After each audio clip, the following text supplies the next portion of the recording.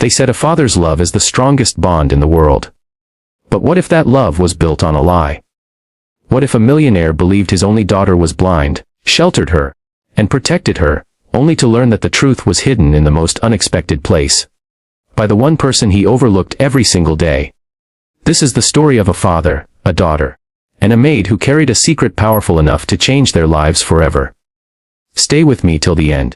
Because what happens in the final moments will not only break your heart, but also put it back together in a way you never expected. Richard Callahan had built his empire with his bare hands. From the outside, he was the image of success: tailored suits, towering skyscrapers under his name, a fleet of cars lined up in his marble driveway. But in his eyes, none of it mattered compared to his daughter, Emily. She was the light of his life, or so he thought. Emily had been declared blind as a toddler after a tragic fall in the family estate. The doctors had told Richard that her vision would never return. From that day, Richard wrapped her in a cocoon of love and protection. He read stories to her every night, held her hand whenever they walked, and hired the best tutors to help her see the world through sound and touch. But this protective bubble came at a cost. Richard's love, though fierce, was also smothering. Emily grew up shielded from everything: friends, adventures, even the simple joy of walking alone down the street. Her world became limited to the walls of the mansion, and her only companions were the voices that filled it: her father's deep baritone, and the gentle presence of Rosa, the maid. Rosa was a quiet woman in her 30s, who had come to the Callahan mansion years ago when life had battered her with loss. She had no family left, no wealth, but she had kindness in abundance. She became Emily's shadow, guiding her through hallways, describing the colors of the sky, brushing her hair, whispering encouragement when Emily felt frustrated. But Rosa also noticed things Richard didn't. She noticed how Emily sometimes tilted her head toward the sunlight, as if savoring its glow. She saw the way Emily's eyes followed shadows, faint movements, outlines. Rosa stayed silent, unsure if her instincts betrayed her, but the thought haunted her. Emily, on the other hand, lived with a secret she couldn't tell anyone. Not even her father. She wasn't blind. Or at least, not completely. She could see blurred shapes, outlines, patches of light. But as a child, when doctors said she was blind, she believed it. And as she grew, she realized telling the truth might crush her father. He had sacrificed everything to protect her.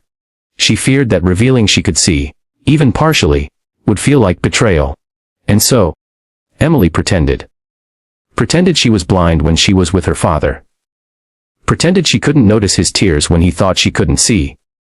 Pretended she didn't feel suffocated by his protection. Pretended that the world she longed to explore wasn't waiting just beyond the gates of their estate. But Rosa knew the truth. Or at least part of it. And the weight of that truth was getting heavier by the day. Chapter 2, The Maid's Discovery. The turning point came on a quiet afternoon. Richard was away at a business meeting, and Emily was in the garden with Rosa. The summer air was warm, bees buzzing lazily around the roses.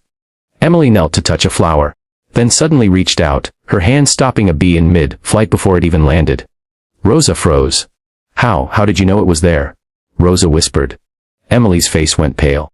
She hadn't meant to reveal it. But something inside her broke.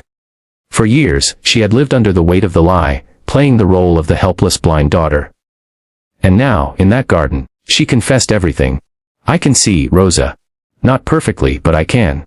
I've always been able to, at least a little. I didn't want to hurt Papa.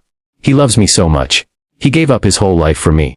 What if he hates me for lying?" A tears welled in Rosa's eyes. She took Emily's trembling hands in her own. "Oh, my sweet girl, he won't hate you. He might hurt, yes. But love built on lies cannot last forever. You deserve freedom, Emily. You deserve a life." But the choice wasn't Rosa's to make. And as fate would have it, Richard returned earlier than expected. He walked into the garden just as Emily was tracing the lines of Rosa's face with her eyes, not her hands. He froze. Time stopped. "Emily," his voice cracked. You can see." Emily's world crumbled. Rosa stepped forward, trying to shield her, but Richard's gaze was locked on his daughter. Years of sacrifice, sleepless nights, guilt, and love came rushing back to him in a wave of confusion and betrayal. "I didn't want to hurt you, Papa," Emily cried, rushing into his arms. "I was afraid you'd stop loving me if I wasn't the little girl who needed protecting." For the first time, Richard realized the truth. His love, though endless, had been chains around Emily's wings. He had been blind, not her. Blind to her strength, blind to her need for freedom. The silence that followed was heavy, broken only by Emily's sobs. Rosa finally spoke, her voice steady but full of compassion. "Mr. Callahan, sometimes love means letting go. She doesn't need protection anymore. She needs your trust." Richard's shoulders slumped. For the first time in years, tears fell freely down his face. He held Emily tighter than ever, whispering, "I'm so sorry, my angel. I thought I was protecting you, but I was only protecting myself from losing you. From the fear of watching you fall." And Emily pulled back, her eyes glistening. "Then let me fall, Papa. Because only then can I learn to fly." In that moment, something shifted inside Richard.